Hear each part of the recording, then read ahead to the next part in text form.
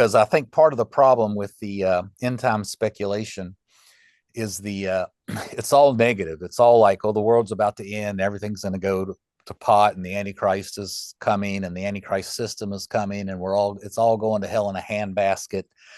And I'm really tired of all that. I don't think it's right.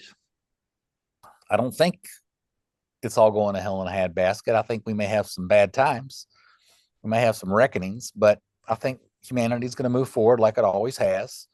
And I think in 500 years, we might be in a better place than we are now, just like we're in a better place now than we probably were 500 years ago. So I want to end positive. Well, if you're familiar at all with the book of Revelation, which most people aren't, kind of the climax of the book, right before the climax, is Revelation 17. Suddenly this great whore of Babylon appears.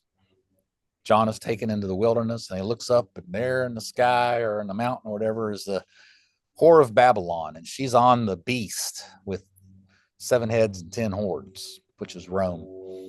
And on her forehead it says, Babylon the Great, the mother of harlots. And and she's full of blasphemies and filth. And John is enamored by her. It says he wondered with great wonder. And if you follow the story structure of the commentary, which I worked very hard on, that's kind of the ultimate thing.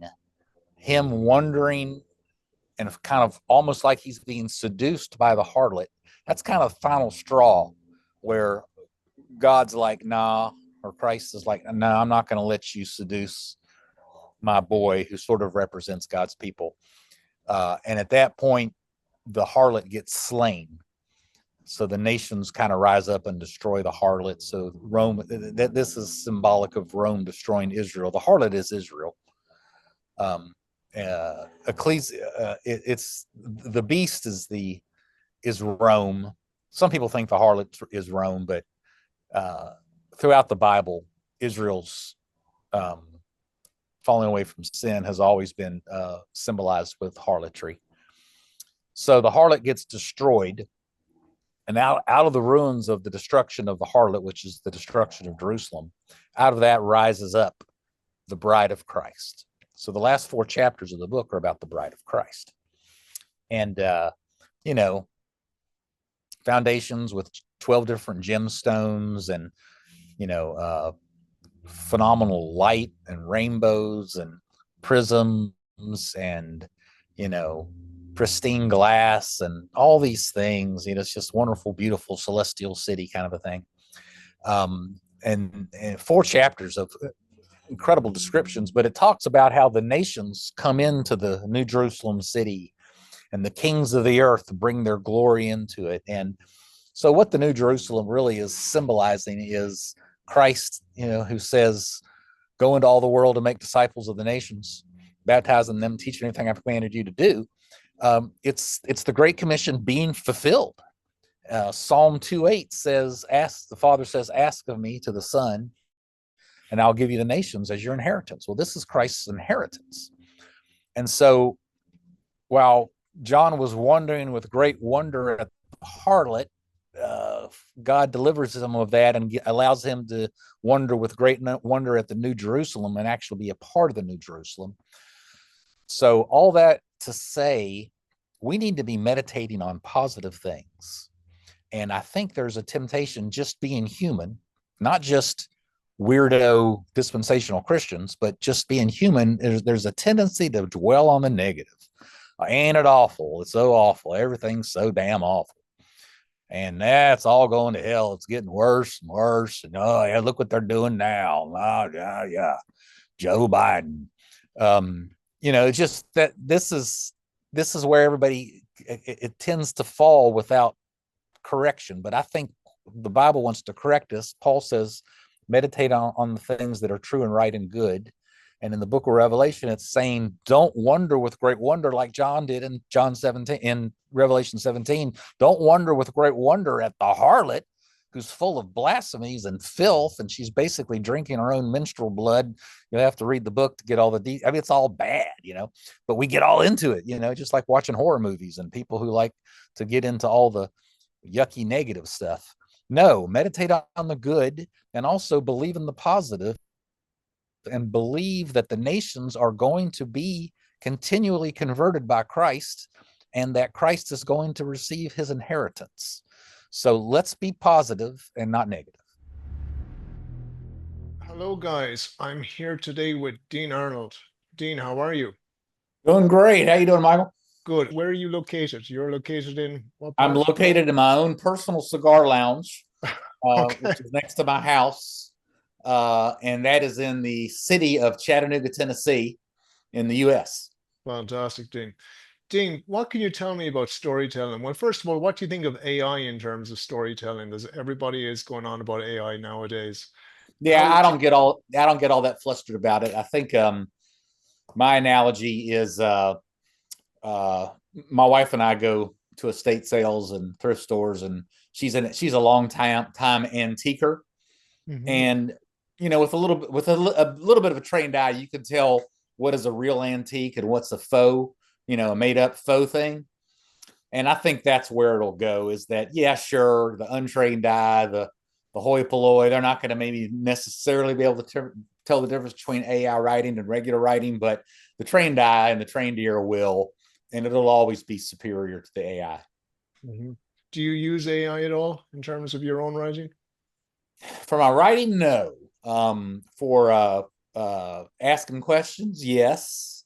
Recently got some pretty good information about the what the church fathers believed about certain issues, and I got some pretty good feedback. I think it was on the verse. I was on the phrase "disciple the nations." Jesus said, "Go into all the world and make disciples of the nations." He doesn't say make disciples of people in the nations. He says go and disciple the nations. So I'm trying to figure out what the main church fathers thought about that, and I asked Grok, and I got some pretty good information. So Mhm. I find it helpful. I got three best buddies. We have breakfast every Friday. We've been doing it for 20, 30 years.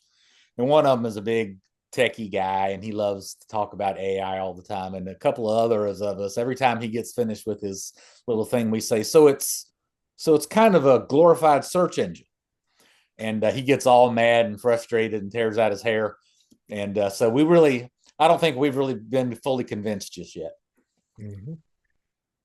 Dean, in your book, you say we've all got a unique story to tell. What do you mean by that when you say we've all got a unique story to besides the obvious? Can you go deeper into that for somebody who's Sure. out there listening? Sure. Well, let's start with an introduction on the book. The title is Design Your Personal Story. I just put it out about a month ago.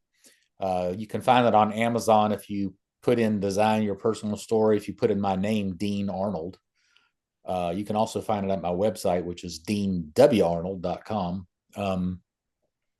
Yeah. So the book, it really probably ought to be three different books. But I crammed a bunch of stuff together and had a good little time with it.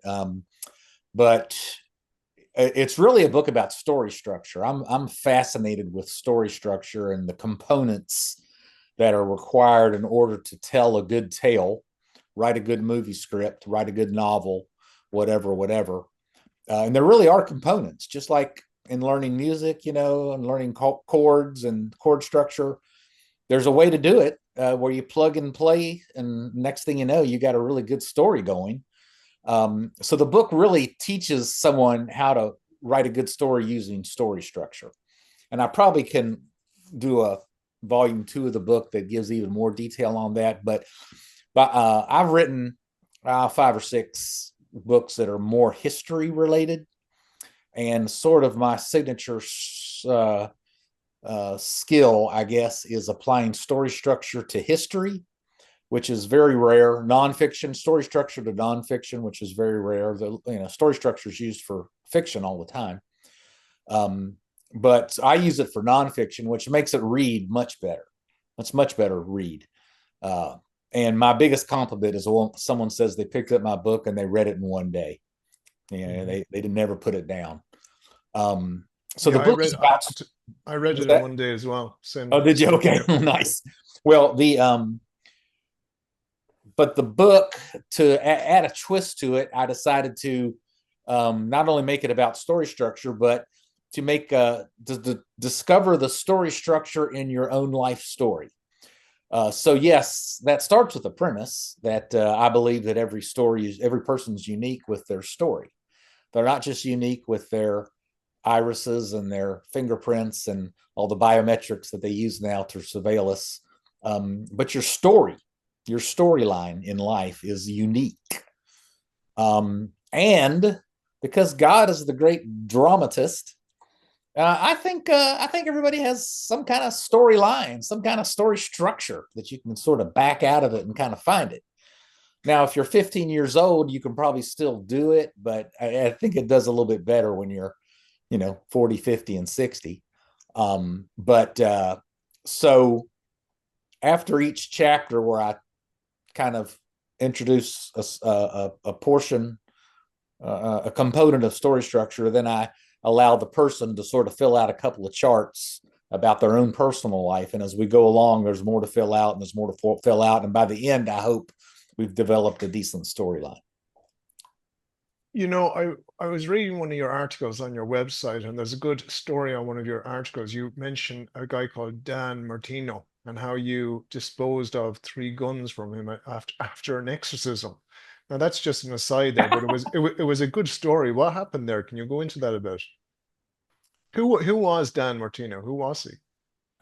Well, He's, Chattanooga, Tennessee is a city of about 400,000 metropolitan area. We're a mid-sized city. We're not a big city. Uh, we're a pretty religious city. Got a lot of Christian Bible emphasis in our background.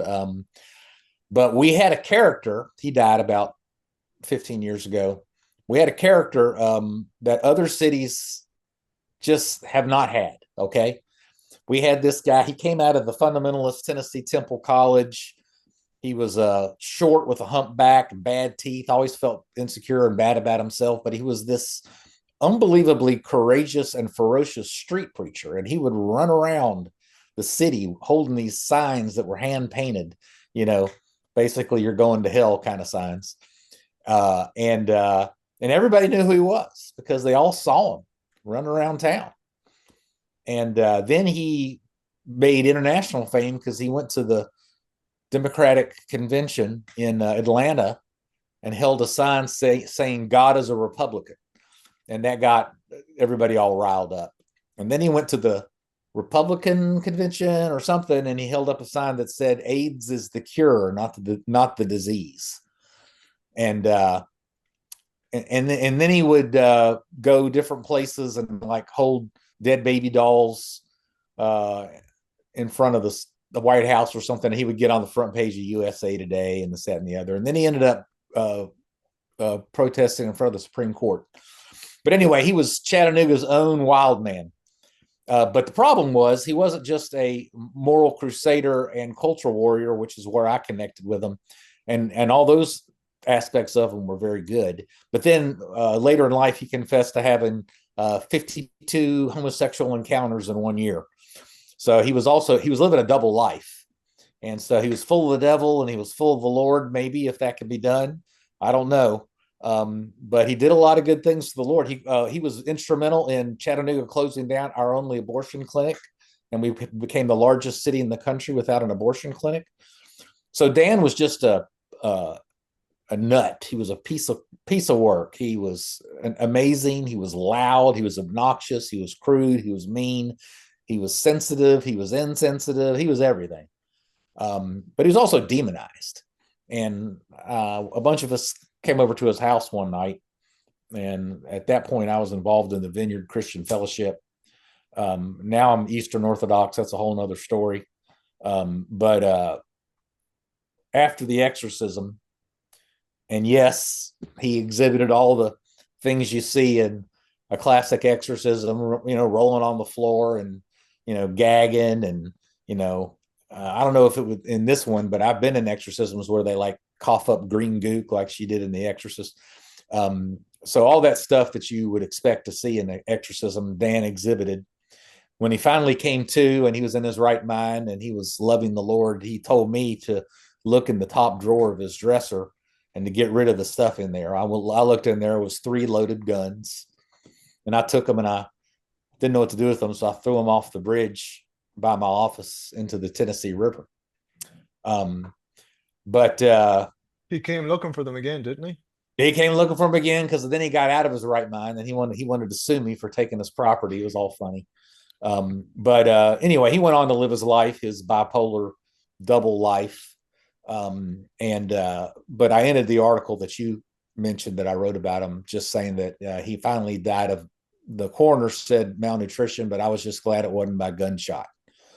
So yeah, he was a strange character. Hmm. Now that is a good story. You mention in your book as well that God hides things from us and that it's fun to try and find out what they are. What do you mean by that? Yeah, God is he's, everything that we do, we get from him. So we don't have anything on the Lord. So we like to, you know, my mother just did a treasure hunt for her great grandkids. We love treasure hunts. We love Easter egg hunts. Uh, we love murder mysteries. We love things to be hidden from us and then finally at the end get revealed. And God does the same. And our own story, I think you're citing a passage from the book. I think I'm talking about, our own story is something we have to dig down and find. It's not just given to us on a platter. We have to dig for it, and God hides things on purpose so that we'll dig and find them. And we get more pleasure when we find them. But this is all in the scriptures too. We have the Ark of the Covenant is hidden. It's hidden behind all these veils in the temple, and then finally, in the book of Revelation, it kind of gets unveiled and there's things that come out.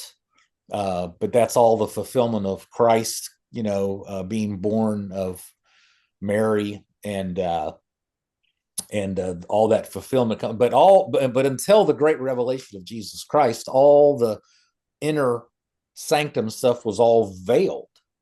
And then there's an unveiling. We also see this in a much more practical way that me and you and the rest of the men can relate to, but he does it with women, or that's the way it's supposed to be done. Women are veiled, women have clothing on. And maybe there's a little bit of an unveiling to kind of be provocative or something. But they're finally fully unveiled, Lord willing, and, everything's done the right way on their wedding night.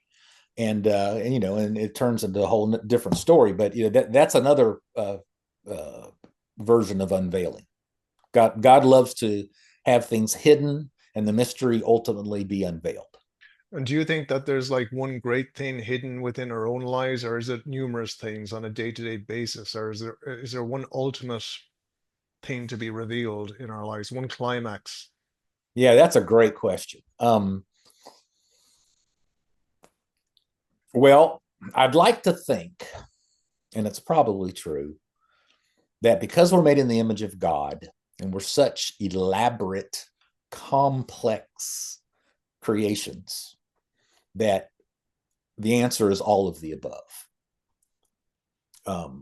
There's little mini stories happening maybe every day, and there's various stories you could find in your own life. And instead of 3 or 4 climaxes, what you really have is an ending to act 1 and 2 and 3. But yes, I think I believe just like every snowflake is unique and every fingerprint design is unique, I think every person has a ultimate climax to their life. Now, there are some people where this is obvious and biographies are written about them and movies are made about them, but I think your average Joe, if you just really dig and dig and dig, this boring guy who sits in front of the TV all day and drinks beer, probably, if you really worked hard, you could find that climax for his life. Mhm. You mentioned as well Psalm 139, where even though the person might know themselves, they know that God knows them intimately. And I think it's just a question of having faith in God and praying to God that He will reveal oneself to oneself, not himself to yourself, but reveal yourself to yourself, if you know what I mean. Is that what you mean by when you were mentioning Psalm 139? Yeah, I got to be honest with you, I can't remember that part. Hmm. Yeah, it's well, I actually wrote this book 15 years ago, and oh, okay, okay, yeah. I published it a month ago. Yeah, well, I thought that was a good part in it. It was when when you were saying that, I thought it was insightful. Basically, sometimes we don't know ourselves, and as we're talking about things that are being revealed to us, things that are hidden, sometimes we just have to trust in God that He Oh, will that's reveal. true. No, that's great. Mhm, And there, in Orthodox Christianity, we do spend a good bit of time meditate on the mystery of personhood, mhm. and we are mysteries, and not only are we mysteries to others, but we're mysteries to ourselves. So yes, there are points where God reveals ourselves to us. Dean, what is the miracle of three? You mentioned the Miracle miracle of three. I three. love the miracle three passage that I talk about in that book. Of course, we all know that the Trinity is three, so there's something special about that.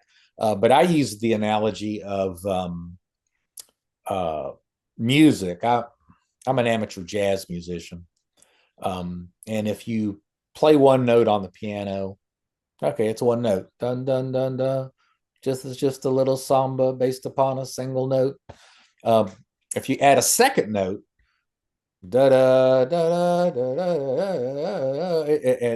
da, it's not quite exploding into wonderful realms. It's kind of dissonant. It's kind of Byzantine chant. It's kind of um, Catholic chant, and it's a little better, but not much. It's kind of haunting.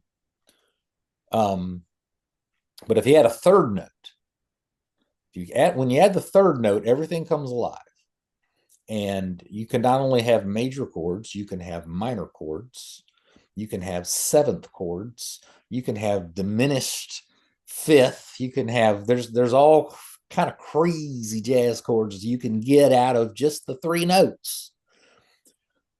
And of course, every song that you hear on the radio and everything, pop songs, all that kind of stuff, they're basically based on four chords, and all those are easily created with those three notes. So basically, every song comes alive and is created by those three notes. And then there's even complex jazz harmonies and progressions that you can get out of it. So three is the big number, and everything comes alive. And I think that's true with story structure. I think when you get to Aristotle, you go back as far as Aristotle, he wrote a large treatise on three-act plays, and how the three acts are basically crucial for storytelling. And he's correct about that. So three makes a story come alive, and three makes music come alive. Mhm. You were mentioning jazz there. Do you like Jack Kerouac? Just out of I interest. don't know him. I've been out of jazz for about 10 years. Well, no, Jack Kerouac, the writer, he wrote a lot of the beat novels. He was really into jazz. He actually made a few albums where he's just reading some of these books to the soundtrack of jazz. He's actually very improvisational. He was a storyteller as well. The Well, you, beats. you, you, you've taught me something, and you know more than me than I do on that. And now Mhm. you got me wanting to look him up. Yeah, he's some of his he actually became well, he became a Catholic, and he was brought up in Catholicism, kind of drifted away, went into that beats like culture of the 1950s. Then in later life he went back to being a very staunch Catholic. And but he some of his books are fantastic. I like some of his albums as well, with him just reading some of his poetry and books to the sound of jazz. Very good stuff. What about what about Dean if somebody's story is awful? What about if you're like if you did something very bad and you think that your story is terrible and you really don't want to share it with anybody? What advice would you give that person? Oh, well, um, the good news is you have a colorful story. Um, but the first thing you got to remember, which is the great news of history, is that your story can be redeemed, your sin can be forgiven, and you can start a new life. And even if you're near the end of your life and you do this egregious sin and you ask God for forgiveness, you can at least be as good as the thief on the cross. And you can cry out to God and he'll say, I'll see you in paradise. And not only are you going to get to paradise, that's good news, obviously, but you also have a kind of a cool story. You know, you cried out to God at the end and he forgave you. So that's not a bad story, but you also just need to your life's probably not over. You're probably not going to you probably your sin that whoever you're talking about in your it was probably a few years ago, and you probably got a few more years to live. So once you've been redeemed from your sinful act, you're given a fresh slate and you get to keep moving. And you'll certainly probably find that that incident will prove to be one of the plot points in your life, and the ending turns out much better. Do you think redemption is always good with climax? Do you think there has for in order for there to be a good climax in a story, whether it's true or fictional, do you think redemption has to be involved? This is going to be a strong statement. Absolutely not. Mhm. Um, Certainly it is many times, and redemption stories are great, but we've got plenty of climaxes in the Bible that aren't redemption stories. Um, you know, Jesus, John the Baptist, Mary, um, Paul's kind of a redemption story. So I get that, but even characters like you know, I don't really think Moses is a redemption story. I mean, he did kill that Egyptian, but his whole story isn't about redemption from that. It's really just as good a story, if not better, is the fulfillment of your calling. You know, stepping into your gifts and overcoming the obstacles that are trying to keep you from achieving your destiny and advancing the kingdom of God. That's really what Moses' story is. That's what David's story was. That's what Noah's story was. So, yeah, redemption can be a key plot point and a key segment to your storyline, but it doesn't have to be. And obviously, there's in a sense where it shouldn't be, because you really shouldn't be walking in darkness, should be walking in the light. And it doesn't have to be, and many times it's not. Dean, how do we identify meaningful moments in our lives, right? Okay, for even on a day-to-day basis, let's say tomorrow I'm going about my business. How should I identify what would a meaningful moment mean to you? Is it something that's very simple? Is it something that's very complex? How would you identify a meaningful moment? I mean, it's a really good question. And Michael is working off of the first early chapter in the book, where we're talking about the first plot point we have to cover. Any good storyteller, story structure person is going to tell you, when you start to construct your story as a writer, you have to start at the end. You have to start with the climax. And once you figure out what the climax of the story is, then you backtrack and find the plot points, inciting incident, point of no return, et cetera, that lead up to the climax. And so after I write about the climax in this book, Design Your Personal Story, then I provide a page or two for the person to list as many meaningful moments in their life that they can think of. From that, we're going to look at it and say, okay, which one of these do we think might be the climax of my story? So, since the context of your question is the climax of your story, I think the meaningful moment would probably have to be rather large, not a little small thing. Could be, but probably not. Um, and it's just a meaningful moment, a big moment in your life, something that where kind of everything kind of resolved and changed, where you felt a big amount of relief. I mean, I think it's kind of self obvious, but you just have to go through and say, what were some major moments in my life. Mhm. Yeah, I just find that sometimes what a moment that could be meaningful to me mightn't necessarily be meaningful to another person. So if I'm going to be telling a story to another person, I would like that person to share the experience of being entertained at least, or find something inside. Like for example, a few days ago, I was on the beach with my son. and I was watching my son playing on the beach. Now that moment was very meaningful for me, but if I was to maybe share it with somebody, they mightn't. All these, when people start talking about their kids and you kind of like switch off, sometimes it's very important to that person, but it might necessarily be important, or sometimes it's important to you, but it might necessarily be important to the person. But I get what you're Right. saying. Yeah, I get what you're Yeah, saying about. that's right. And if you're trying to find a climax to your life, then you can choose that moment, and then you can see if you can back off of it and provide steps that lead up to it. If you can do that, you might have found a meaningful moment that is the climax of your life. But if you can't do that, you just move on to the next one. Mhm. What are your favorite stories in the Bible? Maybe two or three that you really, really like that you think are fantastic stories in the Bible. Well, darn. There's a bunch. I mean, I love the stories of David. And I read the story of Elijah recently. That's a phenomenal story. Um, I think trying to think of some micro stories. You Story of mentioned Joseph. The story of Joseph is just in nothing like it. you mentioned Samson in the book, I think, as well. The story of Samson. Yeah, well, that's another Mhm. great one. I mean, and this is something. Let's back up for a second. Our faith, I assume you're a Christian, Mhm. um, is is crazy. We have this book that our faith is based on. It is not a bunch of abstract theology and philosophy. It's a bunch of stories.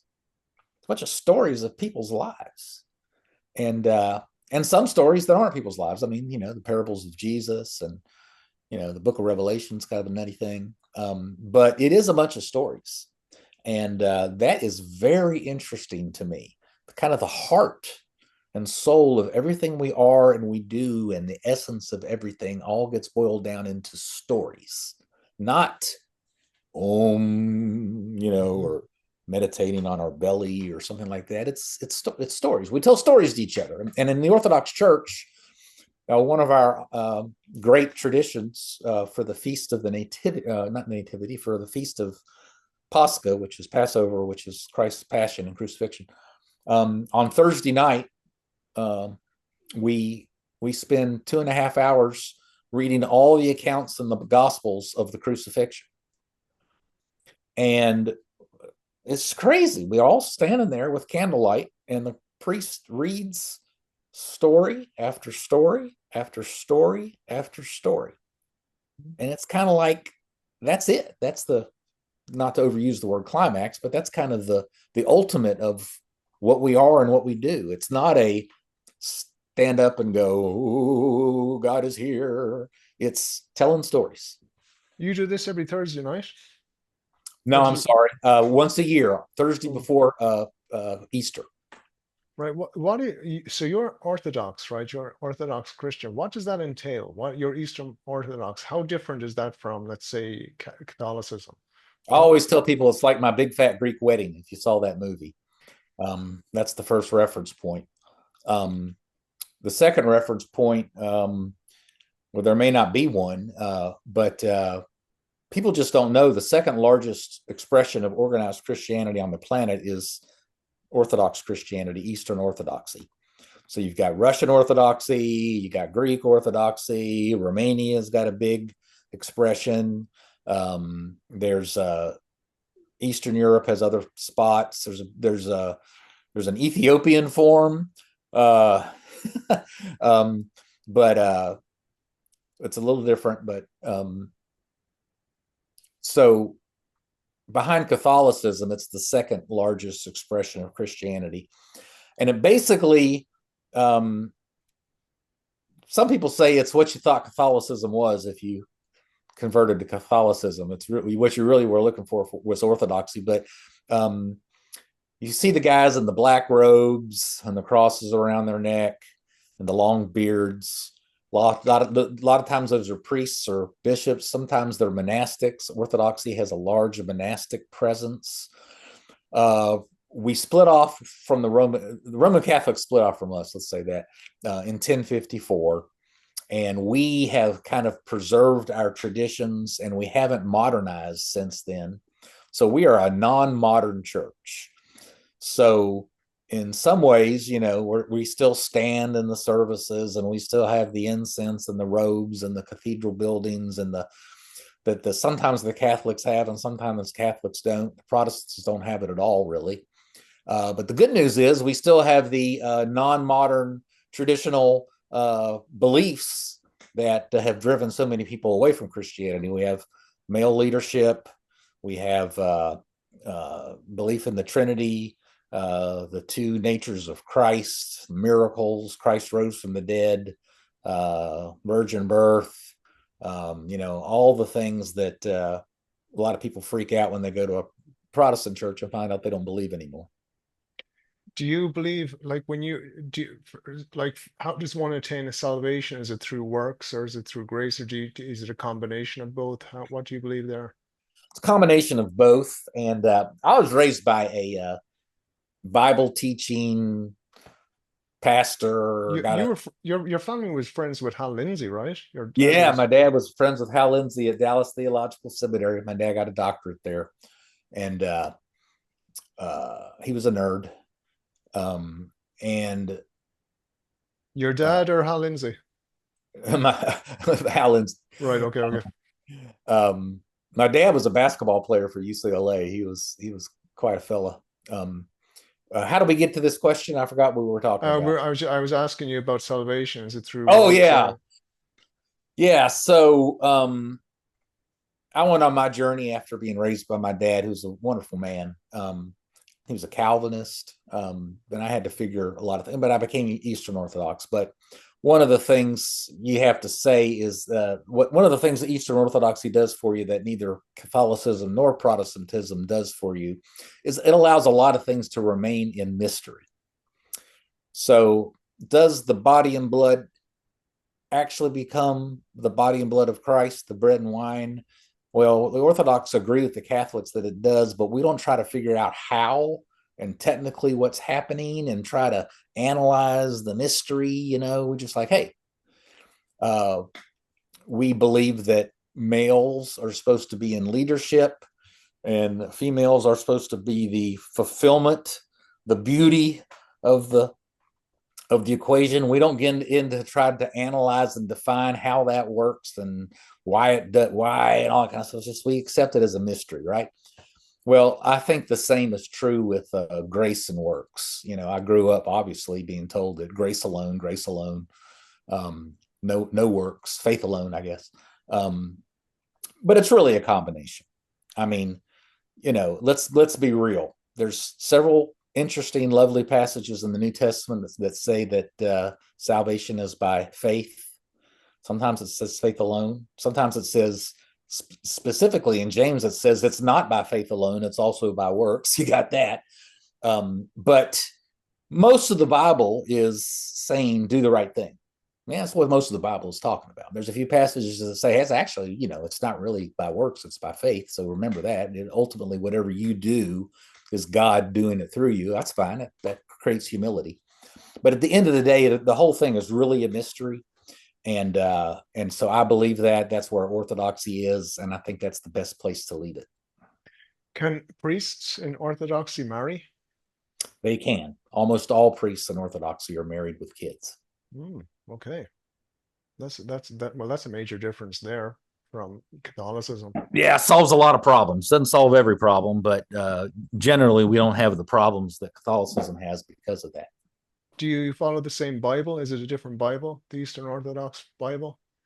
From Catholics, not too much. With Orthodoxy, the main difference would be, with Protestantism, the main difference would be the Deuterocanonicals, which is sometimes called the Apocrypha. But so those books, Tobit, Judith, Jubilees, I don't know if it's Jubilees, Maccabees, a lot of books like that are in the canon. And for some reason, the Protestants got rid of them with no good reason, and you're just not allowed to do that. Martin Luther tried to get rid of the Book of James, and if he'd have had his way, but he didn't, thankfully. But some bunch of Protestants got their way with the other books. But we've held the same books for 2,000 years.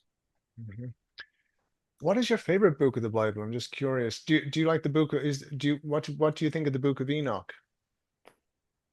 I love the Book of Enoch. Hmm. It's not in the Orthodox canon; it's in the Ethiopian canon. But Hmm. that's a fascinating book, and it certainly has some interesting things to say about the Nephilim and all that kind of stuff. The early church fathers were kind of divided on that question, and Hmm. I've got good hardcore Orthodox friends who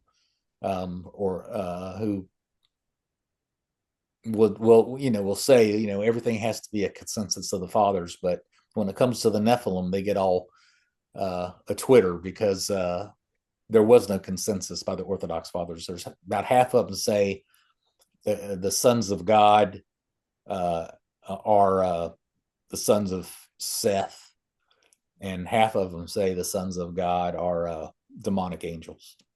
Hmm. So the church fathers are divided on that. But anyway, that's the Book of Enoch says that sons of men are demonic angels who bred with women, created these Nephilim giants, and they all got destroyed in the flood. And that's all fascinating. So it does help with that particular issue. Otherwise, it's just fascinating stuff of what happened before the flood. Um, but yeah, that's a great book. And I wrote a sweeping book of Ethiopia.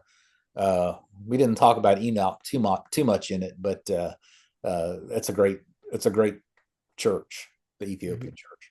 You visited Ethiopia a few times, actually, haven't you? Why is Ethiopia well, I know you've written a whole book on this, so I don't want to be too, um, you know, um, superficial about it, but can you briefly tell us why Ethiopia is so important to you as an Orthodox Christian? What is Yeah, it? there's a good story behind that.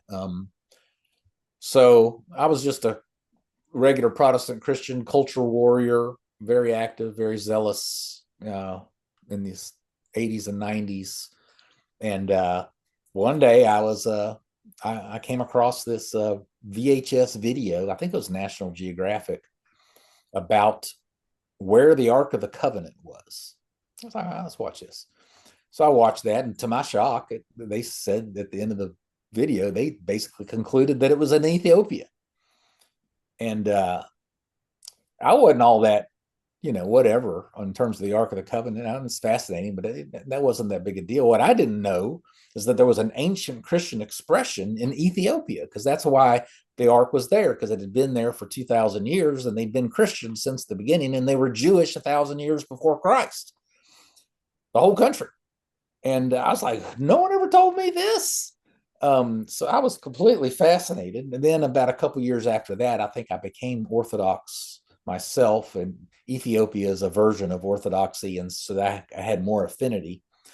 But the real thing that got me totally involved with Ethiopia, because I was in the pro-life movement so much, I was very interested in birth rates and birth control and all that problem. And I read Pat Buchanan's book, The Death of the West, in 2001, where he proves just beyond a shadow of a doubt what we all know now is that we're about to get into a depopulation crisis, not an overpopulation crisis. And I started looking around the map of the world, and I was like, where is there an ancient expression of Christianity where we still have a birth rate over replacement? Replacement rate is 2.1. Obviously, you got two people, you got to have just a little more than two to keep the population going, because people die and stuff. Um, well, America was at 1.5, so it's not going to happen in America. Crazy enough, South America was still about the same, 1.6, 1.7, even though there's such a Catholic influence there.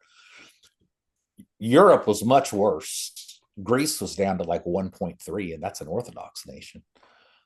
Korea, I spent a summer in South Korea. It's about the most Christian country I'd ever been in all my life. They went from seven children per woman all the way down to 0.9. Terrible.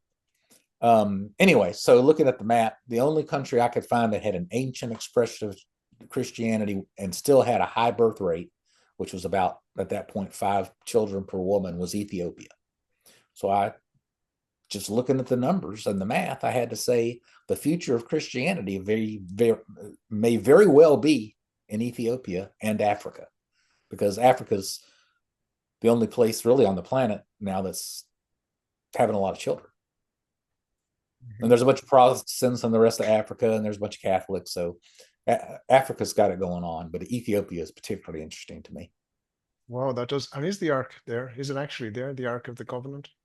I think it is, but it's a matter of faith because they won't let you see it. But they got this guy who guards it, spends his whole life. He gets elected by the legislature once every 30, 40 years, spends his entire life guarding the ark. You can go up and talk to him, Wow. but he's not going to let you see it. And that frustrates a lot of people, and rightly so. But my response to that is, if you lived in the time of Solomon, when they had the ark in the temple, you would never have seen the ark either. Mhm. It was covered up in 3 different little sections by veils, and once a year, only the high priest got to go in and anoint it with blood. So, yeah, seeing the ark is not a privilege that anybody almost in history has had. Mhm. I'm thinking of the Indiana Jones movie. You know, when they open the Ark and Indiana Jones can't look at it. He tells the woman to close their eyes. There might be something in that maybe we're not supposed to look at it. Yeah, maybe we're better off. Yeah. Hmm. I was actually at a guest on a few nights, well, a couple of weeks ago, and we're talking about the Book of Enoch, and we're talking about the end times and Revelation.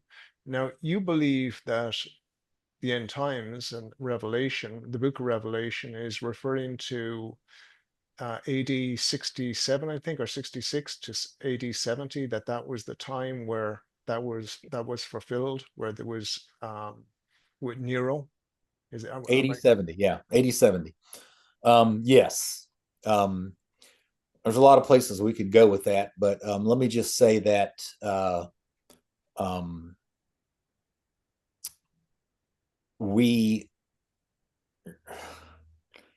I got so much to say on this, and I Mhm. probably need to write a few books on it. The book I just finished is a three volume commentary on the Book of Revelation. I'm the editor, and I've written, you know, I got 400 pages in there that I've written, but most of the commentary is by a scholar named James Jordan, who gave me the right to turn his 204 lectures into a book. But here's the thing: prophecy in the Bible, which is Mhm. kind of wild, crazy stuff, and people like to, especially like engineer types, they like to get in there and pretend like they know half a thing and then tell you what it means. And they don't know what it means. But it gets really irresponsibly interpreted. But prophecy in the scripture, including the book of Revelation, has multiple fulfillments, usually double and triple fulfillments. As an example, when Isaiah comes to the king and says, "The virgin shall be with child, and you shall call him Emmanuel." God is with us, and this, that, and the other, and this, that, and the other. Well, 2 years after that, and it says it in the passage right after Isaiah says that, um, Isaiah's wife has a child. You know, the virgin shall be with child, and you shall call him Emmanuel. Then Isaiah went back to his home, and in 2 years, his wife had a son. Well, it's clear that the near fulfillment, the uh, immediate fulfillment of that prophecy was Isaiah's child. Now you say, well, was she a virgin? Well, in the ancient Septuagint that they were all working off of, the word virgin could mean either actual virgin or young woman. And Jews have tried to take that passage and try to debunk the virgin birth because of it. But we're not talking about that, because in the New Testament, in the Greek, the word for virgin is virgin, virgin. It's not young woman, it's virgin. So Christ was born of a virgin. We believe that. That's Orthodox doctrine. Nobody's straying from that. But back in Isaiah's day, there was a little bit of wiggle room. So when his wife had a son 2 years later, that was the near fulfillment of that prophecy. But the far fulfillment, There's also a medium fulfillment. I won't get into that. He talks about kings coming and destroying Judea and this, that, and the other. But the far fulfillment was Christ being born of a virgin. We all know that. What did they know about that? They didn't know anything about that. How could they know something like that? Well, in my opinion, that's kind of where we are with the end times. Revelation has a near fulfillment, and I'll get to that. But AD 70 was when the temple was destroyed, Jerusalem was destroyed, the Roman Empire lines were changed from one line to another. All like one of the biggest years in all of history was AD 70, and Revelation really has a near fulfillment, like Isaiah's baby 2 years later has a near fulfillment of all that. There's also a far fulfillment. I'm not saying there's not a far fulfillment. I just don't think it's right now. I can't say for certain it's not right now, but I'm pretty sure. And, people have been saying every generation for the last 2,000 years that here it is. Well, maybe, maybe not. But I do think Revelation is talking about a big climax, if you will, a big denouement down the road. I don't think we're near it. And so people love to kind of get into all the irresponsible stuff and saying this dragon's tooth is Iran, and this strange little character with a scimitar is China. It's just kookiness. Do you think But there's a sorry? Do you think there's a danger of going into escapism, that we don't deal with reality in a way when we go into all these kind of notions, ideas, when we speculate? yes, that's a very good question. Um, Escapism is one of the end times madness that we're in right now, thanks to not just Hal Lindsey and Tim LaHaye, but it's been going on. I mean, it's been going on forever. I mean, the Mormons started like a bunch of crazy end times nuts. So did the Seventh Day Adventists. So did the Jehovah's Witnesses. So did it's been going on since dirt. But the end times madness is driven by a number of things. One is just bad Bible teaching, which I'm trying to address here. Another one is escapism. That's a good one.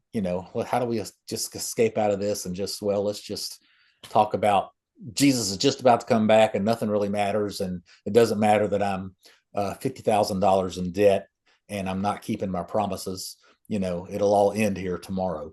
And so that is definitely one of the motivations. And I think, so the rapture is another favorite pet theory, which is completely unbiblical. There's a passage in Thessalonians where Paul says we're going to be raptured up, going to be caught up in the air, but it's when Christ comes back. It's not before. We're not going to escape any kind of tribulation time. But that's another part of the escapism. I also think that the end times madness is also, and I've had to think about, I had 5 years. I worked on this Revelation project for 5 years. And for 5 years, I told people, I'm writing a commentary about Revelation, and their eyes get up and they're like, oh, that's exciting. I was like, well, the basic premise is that it's basically, we're going to be looking at the fulfillment of the first century. It was fulfilled in the first century. And they're like, oh. But what the end times madness is also doing is it's almost like astrology or tarot cards, or pick your occultic vice, where you're trying to figure out, divine the future. And that's just not something we're supposed to do. So we need to get out of the escapism. We need to get out of the trying to read the tea leaves of the future. And we need to buckle down and be good Christians and live solid lives and work with our hands, like Paul says. And if you have the other mentality, you're never going to build the great cathedrals of Europe that took 200 years. How are you going to do that? You got to back up and get a better mindset. Mm-hmm. Yeah, interesting. Like a football Absolutely. coach, blocking and tackling, boys. Quit all that stupid stuff. Let's get serious here. That cigar is lasting you a long time. Oh, it's got plenty in it. there's a lot of talk nowadays about, I see it on the news, well, not on the news. Every time I go on YouTube, there's a video coming up about the digital ID and why you shouldn't take it, and it's the mark of the beast. What do you make of the digital ID? They're trying to introduce it now in England, and I think it's already introduced in two or three other different countries. What do you make of that? Is it something we should be suspicious of? Is it something we should just accept? What would you how would you read that? Well, your timing is good here. Um, let's start with 666. Okay, in the book of Revelation, and I've talked to people for 5 years about it, and almost nobody knows anything about the book of Revelation. It's really funny. Um, but the book of Revelation is really interesting, and if you understand biblical symbolism, you can actually get a lot out of it. You have to read my commentaries on it to figure it out. I don't have the time to go into the details right now. But one of the things it does talk about in chapter 13 is the sea beast, the great sea beast. The word Antichrist is not in the book of Revelation, but there is a sea beast that people mistake him for or something. It's really the Roman Empire. Says that he requires everybody to put his mark on their hand and on their forehead, and or they can't buy and sell. And the number of the beast is 666. Okay. Like a lot of things that this commentary deals with, we always try to use the scripture to interpret scripture. There's only one other place in the scripture where we come across the number 666. Do you know where it is? Believe you said, well, I know where it is because I heard you say it before in a podcast, Solomon. Yes. The only other place that appears in scripture is when Solomon is at the height of his greatness. And it says, and he's doing all this great stuff and all these wonderful things for God. And the Queen of Sheba, who's Ethiopia, comes all the way from the far lands to bring him gifts, and he enlightens her with his wisdom. So he's playing his really messianic role of being a light to the nations, which is what Israel is always called to do. He's at the height of his greatness. And then the next passage says, and he had all this gold and silver coming into his kingdom. There was so much silver, they just kind of threw it on the side of the road. But there was a lot of gold, and it brought in 666 talents. I think a talent was 100 pounds. So that's a lot of gold. I think in today's dollars, it's like 3 billion.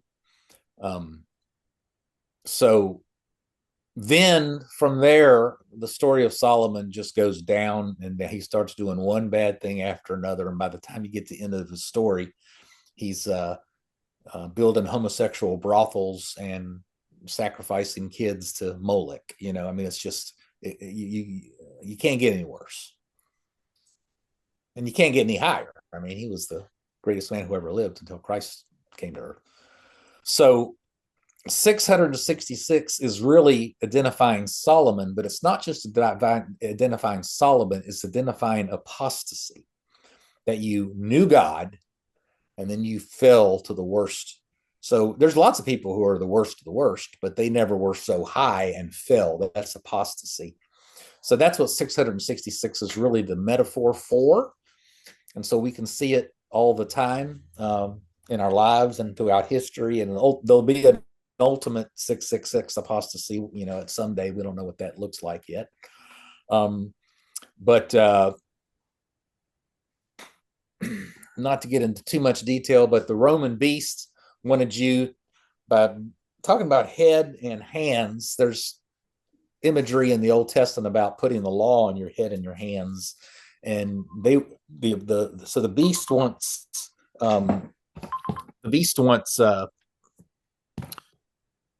his values and his apostasy to be put on everybody's head and hands, or he's not going to let them buy and sell.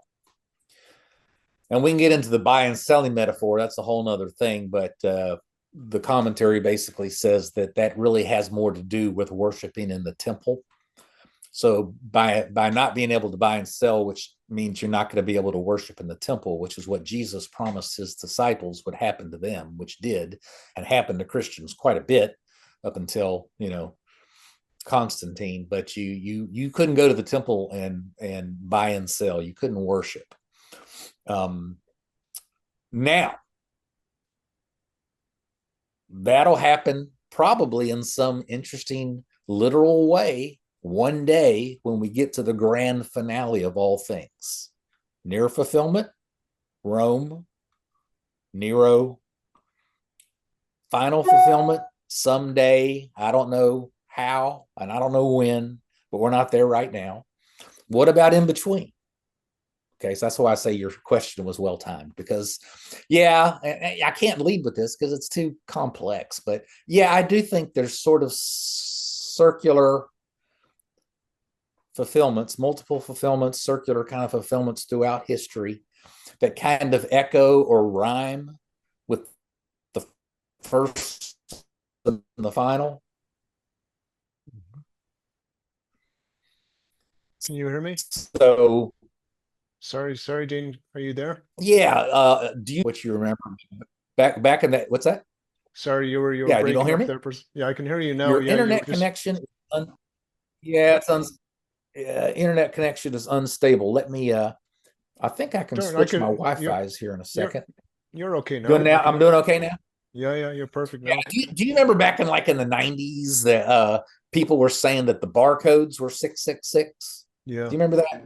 Hmm. And you look at their reasoning and you kind of can see it. There's like a six on one side and a six in the middle and a six at the end on every barcode, and that's kind of weird. And then more recently, we had reports that Bill Gates's attempts to put tracking mechanisms in the vaccine was like resolution number 666 or patent number 666. There may be something to that. So what I'm trying to say is I think there may be something sort of to those things. I don't think it's the final thing. I don't think it's the ultimate thing, but I think the fingerprints, the design, the flavor of prophecy that we get from the scriptures and from Revelation can sort of reoccur throughout history. So we can't really say that person there is the Antichrist, but we can probably say that during that period of history, that person there did a pretty good job of being the Antichrist. Whether it's Hitler or Mussolini or Napoleon or one of the evil popes or whatever, there probably is some of that. Now, I say that with a good bit. Hello, Dean. Hello. We have far more Sorry, than we yeah. need. Sorry, you broke up there again. Sorry, could you repeat that? Just I can hear you now, but you broke up there again. Character and hope that helps. How we doing here? No, good. Yeah, perfect. Yeah, perfect. Where did I end? You were just talking about where does that lead? Where does that lead us to believe in I think you were talking about there was a lot of Yeah, I things mean, that could. saying that the barcodes and the luciferase of the vaccine patent number 6, Mhm. you get into that kind of, I think it, yeah, I think it's I think we're having a problem again, aren't we? Oh, okay. Can you hear me now? I can hear you now. Perfect. Yeah, I'm perfect. okay now. Yeah, perfect Yeah. now. So Yeah. luciferase patent 666 barcodes, that can all be gets in the realm of irresponsibility, but there may be some truth that, like Mussolini did serve as a pretty good antichrist in his day. So did Hitler. So did Napoleon. So did the bad popes. You can kind of go there. But I think, first of all, I don't think we need to spend a lot of time on it because I don't think we can prove it. I don't think the Bible gives us objective ability to do so. So I think it's irresponsible to do so. And then, it's, we need to major on the majors. Love your neighbor, love your enemies. Christ died for your sins. All these things are things we need to kind of be majoring on, not on this weird fringe stuff. And you can really get off into rabbit trails. You might not be right. And it's just not what we were meant to do. So I would, getting into that kind of speculation, might be something that, like, late at night when I've had too much to drink, I might share a couple ideas with my wife and nobody else. Hmm. Um, Man, we're having a problem again, aren't we? Yeah, yeah. Um, That's, I would might you want? share that with my wife late at night, Hmm. Hmm. Yeah, but I I'm get not you. gonna. I'm not gonna share it publicly. It's just like it's akin to saying God spoke to me and told me this. It's Hmm. just like, maybe did, Yeah. but probably didn't. Hmm. Yeah, that's a that's a very rational, sensible way to look at it, Dean. Can you hear me now? Okay, well, I Yes, I think just I were. yeah, I'm going to just so just okay, just so you were mentioning earlier on about near fulfillment, immediate fulfillment, and far ultimate fulfillment. It kind of reminds me of your book, going back to your book when you mention about foreshadowing, when you foreshadow a story. What does foreshadowing mean to you? What does that mean like when you're starting off with your personal story? Okay, well, all good stories have foreshadowing. So if um,